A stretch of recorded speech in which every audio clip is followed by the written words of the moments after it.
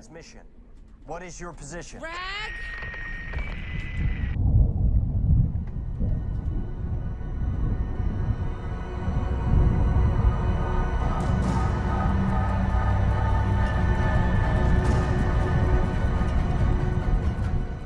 You know, considering the mythology of the Bermuda Triangle, it's pretty surprising to learn there's a shockingly small amount of films based around it.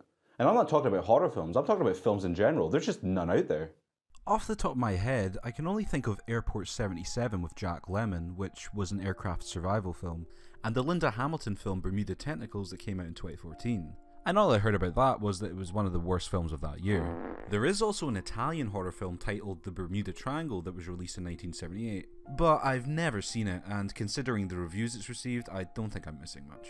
For anyone not in the know, the Bermuda Triangle is a section of the ocean where an absurdly high number of ships and aircraft have gone missing. It begins in Miami, Florida, stretches out to Bermuda, and then comes back down to the bottom of the cluster of islands to San Juan in Puerto Rico, creating what is known as the Devil's Triangle. The high number of cases of missing vehicles going through the area gave rise to a ton of conspiracy theories. And these theories are nuts. We're talking paranormal explanations, deep-sea monsters, alien abductions.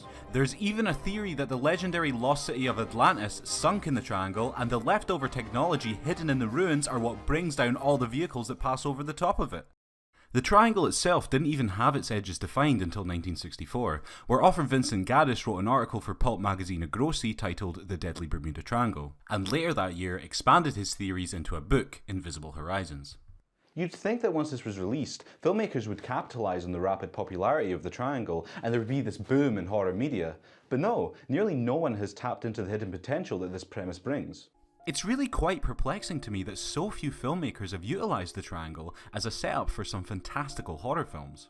The theories are so vast and varied that the opportunities for horror storylines are nearly limitless. You could quite literally have anything happen inside this pocket of hell.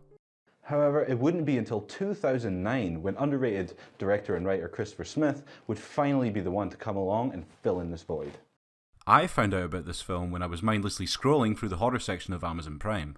I noticed it had a pretty decent cast, was directed by Christopher Smith, whose other movies I've enjoyed, and the fact it was titled Triangle and was set at sea instantly made me think it was going to be based on the Bermuda Triangle. All the description stated was that a group of people get into a yachting accident and take refuge on an ocean liner that is drifting out at sea, but quickly realised they should have stayed on the wrecked yacht as supernatural horrors begin. Oh yeah, that's how you sell a mysterious horror film. No spoilers or long-winded description, just the setup and the promise that scary shit's gonna go down. I'm ready to take this journey, baby. Thank God. Go! Help us! Help us! Help! Please! Hello! The film itself delivers that basic plot, following a single mother of a special needs child who really needs a break from everything. She agrees to go out on a boating trip with a group of friends into the Bermuda Triangle and ends up on an ocean liner that houses supernatural elements, along with a masked maniac trying to kill them all.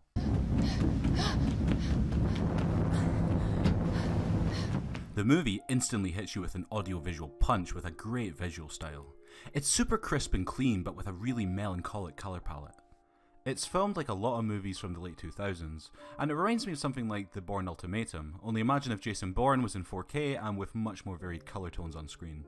Something as simple as the ocean in this film is really given a grand sense of scale. It looks stunning while punctuating how hopeless our gang's plight is. It does use shaky cam like many films of the time, but luckily it uses it very sparingly and with the effect in mind to punctuate the intensity of more action-oriented scenes. The soundtrack is also excellent. It contains a creepy mix of nursery rhyme lullaby singing and fantastical orchestral scores you'd hear in movies with a much higher budget. I especially love the way the music and editing in the opening credits work together. It instantly puts you in that horror vibe, nestling into a gloomy atmosphere.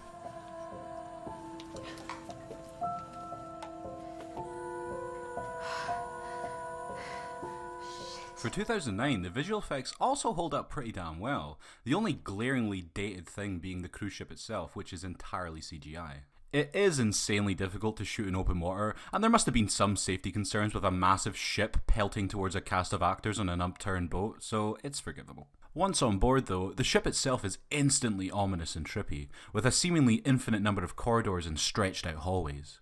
You realise something is up with this boat straight away and that you're in for a creepy ride. As for the characters, they serve their purpose but are nothing special. Now, I love Melissa George. She actually stars in 3 other movies I'm covering during this series, but throughout the first half of this film, she just has the same facial expression.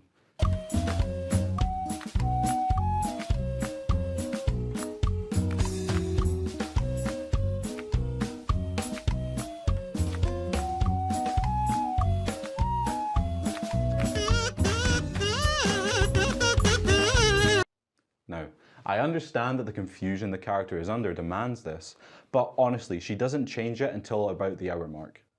But the film is definitely a narrative-driven one. It's about the base mystery these people are trying to get out of. It doesn't need to be a deep character study to make it work, and it does enough that we want to see at least Jess solve the mystery and make it out alive. Initially, the film is bathed in confusion, and that's what keeps you watching. There's just so many things that don't add up. The film also moves at a breakneck pace from one weird thing to the other, and this keeps you from ever being bored, at least for the first half. Is it guilt? Is that what it is? Do you feel guilty?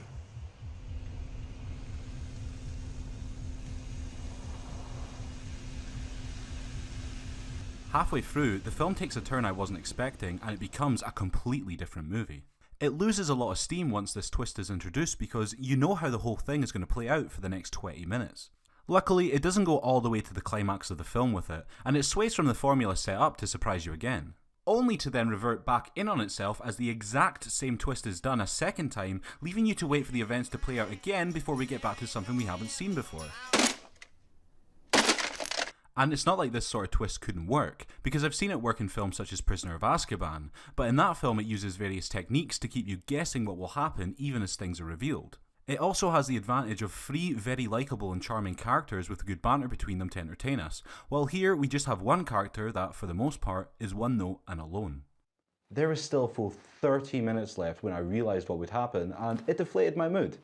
And that's the film's crippling problem. It commits to twists and gives you too many clues that make the plot way too predictable. The best kind of twists are the ones you get just before the reveal. However, here the reveal is spotted far in advance and drains large chunks of the film of any energy. It is a well written and trippy visual treat, but there are just these long stretches where you're waiting for the stuff you've already solved to be over and some new craziness to begin. However, I can say in the third act the film manages to redeem itself by breaking away from this formula with a terrific oh shit moment and then a killer ending that, like the best in the genre, implies the true horror isn't over. It's not often you'll find a movie where the first and third acts are the best parts, but the middle is the weakest. The film also suffers from stupid protagonist syndrome. There are so many better ways to resolve the situation at hand that leave you almost screaming at Jess. It's definitely one of those films that frustrates you with how dumb the main character seems. It isn't enough to completely derail the film though. I know for some audiences, it can completely kill their enjoyment of a product, just look at Prometheus, but here I think you'll be able to give her a pass due to the uniqueness of the situation and her mental state at the time. It's never quite as gripping as it should be, but if you're looking for a cool, chaotic way to spend an evening, then Triangle is a great choice. And if you're looking for a good horror movie set in the Bermuda Triangle, well, then you're just kind of stuck with us anyway.